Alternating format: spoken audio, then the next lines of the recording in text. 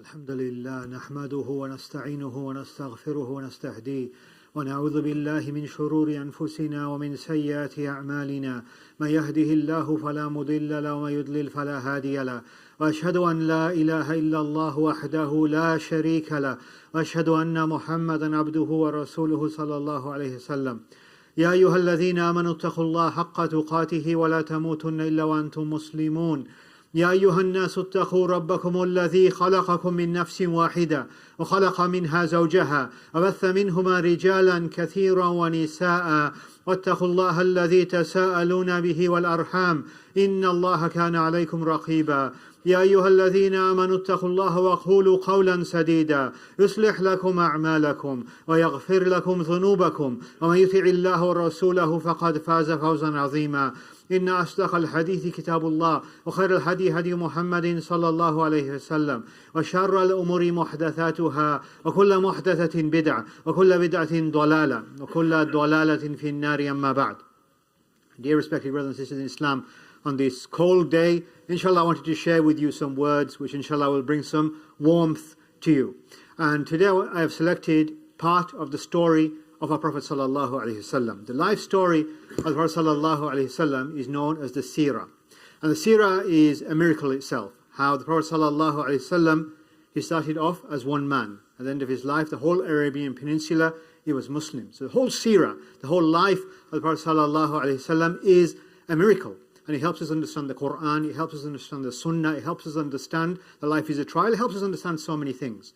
So today I've selected a segment of the Seerah, which is one of the most important parts of the Seerah, and one of the parts of the Seerah which really, something which I find very, very emotional, and that's the story of the wife of the Prophet sallallahu alaihi wasallam, Khadijah radiyallahu anha. So today's khutbah is called Enduring Love, a love which carried on even after the death of Khadijah radiyallahu anha. Perhaps many of you, if you've been on Umrah, as part of the ziyarah, they usually take you to the Jamarat and these places, and they usually also take you to Masjid Jinn, and near Masjid Jinn there is Jannatul Mu'ala. Jannatul Mu'ala is the graveyard of the Haram in Mecca, and Khadijah radiyallahu anha, she is buried there. So I was there just a few months ago, and I'm sure many of you have been to Jannatul Mu'ala, where Khadijah radiyallahu anha and many of her children, they're buried in this graveyard. So what is the story of Khadijah radiyallahu anha, and what is the significance of Khadijah radiyallahu anha? The first of all, we should know that the wives of the Prophet sallallahu alaihi wasallam,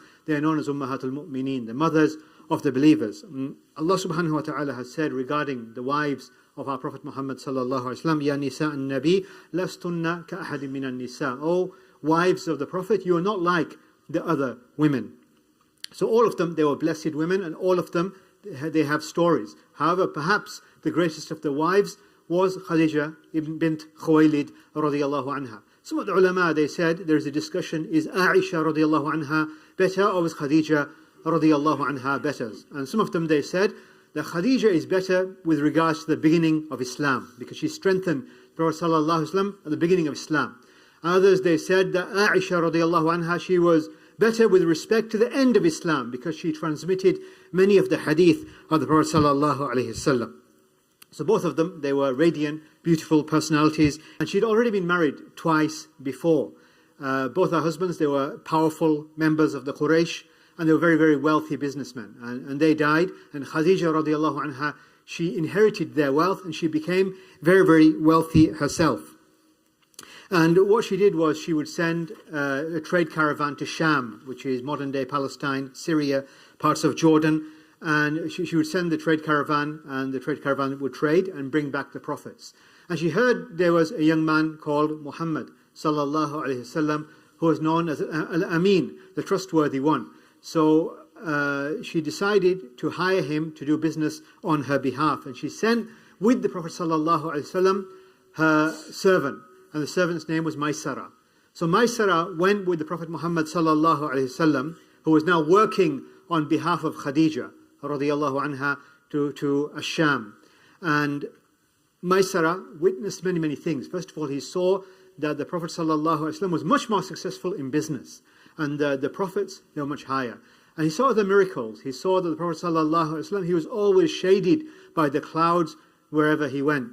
Other important things he saw was that on one occasion, the Prophet ﷺ was asked to take an oath by Lat and Uzza, who were some of the false gods of Quraysh. And the Prophet ﷺ refused and said, I will not take an oath by Lat and Uzza.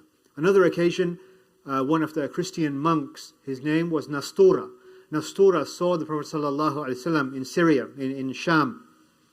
And he said immediately, he recognized him and said, this man, he will be the prophet of this nation. So when they went back with the Prophet to Khadijah radiallahu anha, Maysara told his master. On top of this, what Maysara had narrated regarding the Prophet sallallahu alaihi wasallam. However, their only problem was, if you can call it a problem, that Khadijah radiallahu anha, she was much older than the Prophet sallallahu alaihi wasallam. The Prophet sallallahu alaihi wasallam, he was only 25, while Khadijah radiallahu anha, she was 40. And here we see, brothers and sisters, part of the miracle is the first wife of the Prophet sallallahu alaihi wasallam was a mature woman. And this was of great benefit, because somebody with maturity can comfort you more. Came to know about the Prophet ﷺ, the more she grew to love him. And she never caused him any kind of bother or any problems. With regards to some of the other wives, then occasionally there's some friction between the Prophet ﷺ and the other wives, as is normal in many marital relationships. Like, for example, in Surah Al-Tahrim, there is reference to some marital discord between the Prophet ﷺ and other wives. However, with regards to Khadijah, it was a very harmonious match with the Prophet ﷺ. They had 7 children. The first child was Qasim. And the Prophet ﷺ, he was called Abul Qasim. This was his kunya, his nickname. And Qasim, he died. The second son was Abdullah. Some of them, they say Abdullah, he's also had other names, Tayyib and At-Tahir. However, is one person, Abdullah. And he also had Ibrahim. However, Ibrahim, he was not from Khadijah, he was from Maria al-Qibtiyya, who was not Khadijah. And they also had 4 daughters. Khadijah had 4 daughters, Zainab, Ruqayya, Kulthum, and Fatima, radiyallahu anhunna. And all of them, they died in the lifetime of the Prophet ﷺ, apart from Fatima, radiyallahu anha. And really, there's another miracle here, is we find that all the sons of the Prophet ﷺ, they died in their infancy. And imagine if any of the sons had survived, and the people, they would have worshipped and venerated and exaggerated in the praise of the son. So from the wisdom was that the Prophet ﷺ would be the final messenger, and there would be no son. So there would be no confusion about having a prophet come after the Prophet ﷺ. Look at what some people did to the reverence of Ali radiyallahu anhu, who was the cousin of the Prophet ﷺ, until they were on the point of almost worshipping him. Wal-'iyadhu billah.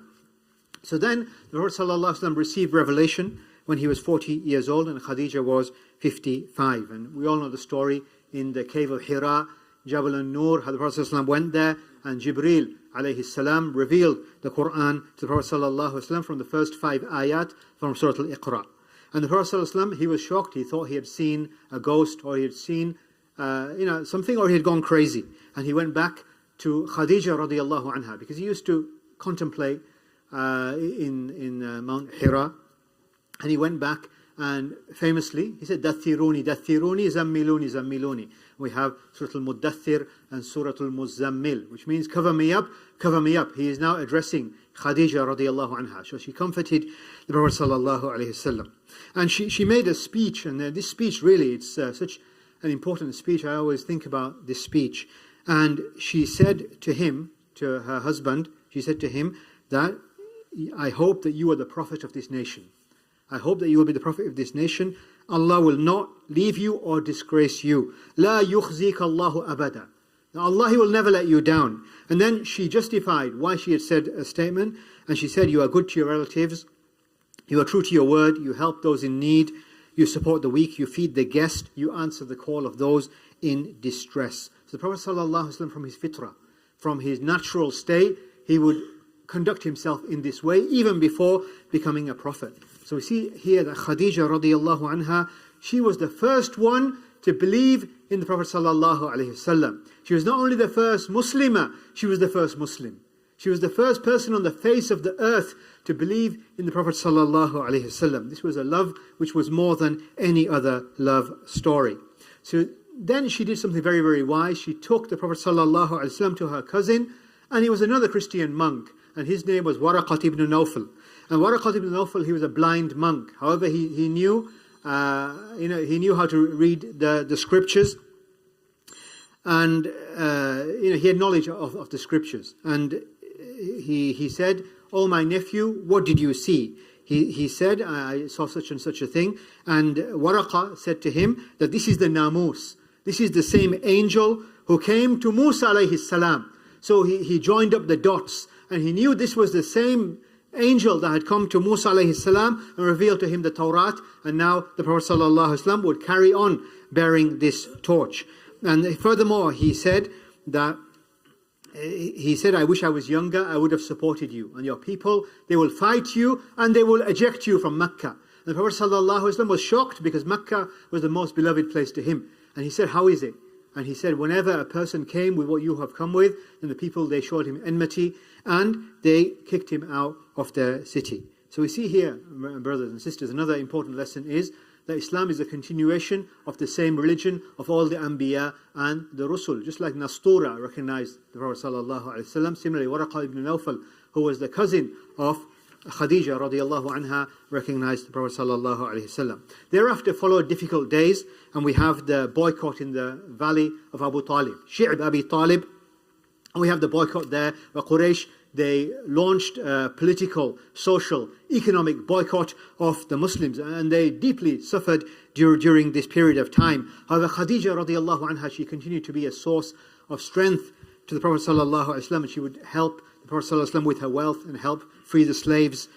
And she was someone the Prophet sallallahu alaihi wasallam prayed with, and she was the first person to pray in jama'ah with the Prophet sallallahu alaihi wasallam. And the Prophet sallallahu alaihi wasallam said that Allah has not blessed me with a woman like Khadijah. She believed in me at a time when people were disbelievers. She supported me with her wealth, and when people deprived me, and she has blessed me with Allah blessed me with her children from amongst all my other wives. Wa sallallahu sallam ala nabiyyina Muhammad wa ala sahbihi sallam. Alhamdulillahi Rabbil Alameen wa salatu wa salam ala Rasulil Kareem amma ba'd. One of the most important hadith regarding Khadijah radiallahu anha is once the angel Jibreel came to the Prophet sallallahu alaihi wasallam and said that Khadijah is coming with a bowl of soup, and when she comes, I will have left. Send her greetings of peace from her Lord and from me, and give her glad tidings of a palace in Jannah, and in this palace there will be no noise, nor will there be any tiredness. And this hadith is incredible. It shows that Allah subhanahu wa ta'ala loved Khadijah radiallahu anha, and the angels loved Khadijah radiallahu anha, and the Prophet Muhammad sallallahu alayhi wasallam loved Khadijah radiallahu anha. And really in the hadith is some really nice things. First of all, the house in Jannah will be made of precious jewels. Secondly, the house she will get in Jannah will have no noise. You can imagine she looked after 7 children. Must have been a lot of noise. However, in Jannah there will be no noise, and there will be no tiredness, that she was weary and tired in serving the Prophet sallallahu alaihi wasallam. However, her reward in Jannah will be a house where there is total tranquility and there are no problems. She died radiallahu anha in the year of sadness, and other incidents happened like the death of Abu Talib and the rejection in Ta'if. And some of the scholars of Sirah, they say she died 3 days after Abu Talib. So the Prophet ﷺ lost 2 of the most important people in his life in 3 days. And it was really the most difficult time. And the Prophet ﷺ, he actually buried Khadijah radiallahu anha at this location, near Masjid Jinn. And he actually entered the grave. And in the grave. The Prophet ﷺ would miss Khadijah radiallahu anha a lot and would always speak about her. And Aisha radiallahu anha would always feel jealous of Khadijah and say, you speak about Khadijah like there is no other woman on the face of the earth. And the Prophet ﷺ would never tire of praising her and making dua for her and showing generosity towards her friend. And one day he heard the voice of the sister of Khadijah radiallahu anha. We know that sisters sometimes they're very, very similar voices. And she thought that was Khadijah, and he felt very, very sad. And she said, the voice of her sister reminds me of Khadijah radiallahu anha. The Prophet ﷺ said that many men attain perfection, but only 3 women attain perfection. Maryam bint Imran, the mother of Jesus alayhi salam, Asiya, the wife of Fir'aun, and Khadijah bint Khuwaylid. And the Prophet ﷺ said, Maryam bint Imran was the best women of her time, and the best woman of this ummah is Khadijah bint Khuwaylid, found in hadith in Bukhari and Muslim. And the Prophet ﷺ said, the best of the women of Jannah is Khadijah, Fatima, Maryam, and Asiya. And if you imagine that Fatima was actually the daughter of Khadijah. So Khadijah and her daughter, they're from the best of the women in Jannah. The Prophet ﷺ loved her so much that he never married any other woman before her, nor whilst she was alive. And Imam al-Dhahabi, he summarized the marriage of Khadijah radiallahu anha, and she said she was intelligent, she was gracious, she was religious, she was chaste, she was noble, she is one of the dwellers of paradise, and it was a marriage which lasted for almost 25 years. And really, it's really emotional to think that if it hadn't been for the support of Khadijah radiallahu anha, those moments when the Prophet ﷺ may have wavered, then maybe, of course, it was the plan of Allah that Islam would flourish. However, we have to acknowledge the great role of the first Muslimah and the first Muslim, Khadijah radiallahu anha, in the propagation of Islam. We ask Allah subhanahu wa ta'ala to reward Khadijah radiallahu anha, and that we see her and all the noble Sahaba on the Day of Judgment. Wa sallallahu wa sallam ala nabina Muhammad wa alihi wa sahbihi sallam wa aqimus salah.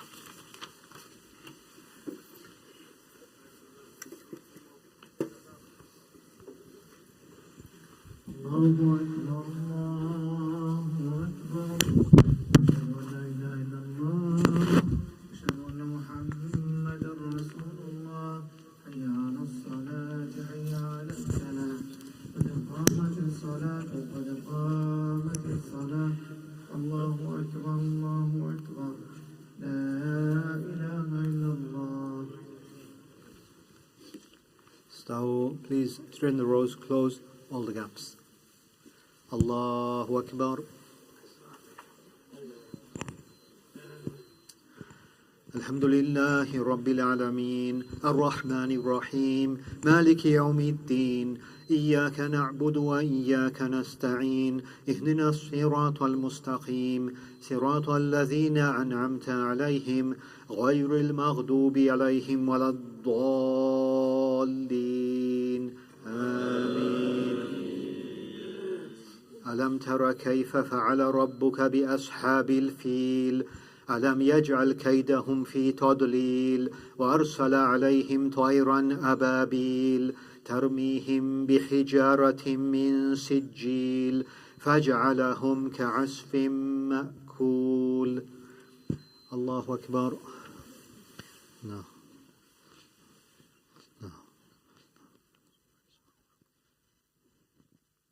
سمع الله لمن حمده. الله أكبر.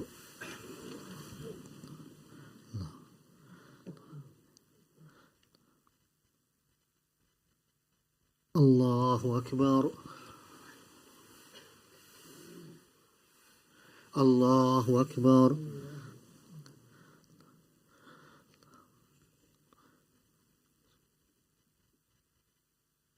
الله أكبر.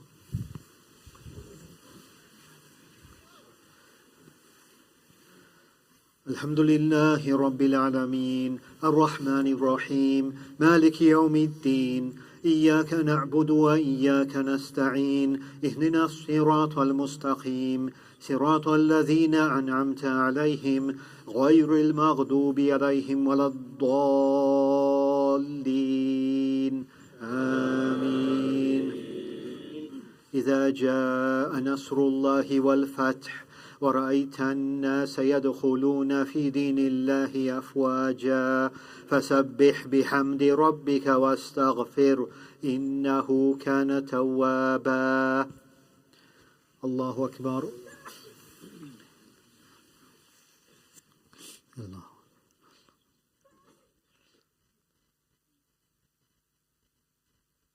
سمع الله لمن حمده. الله أكبر.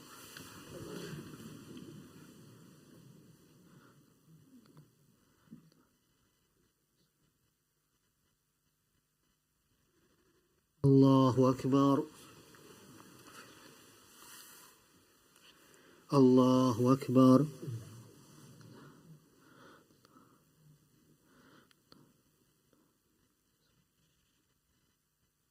الله أكبر.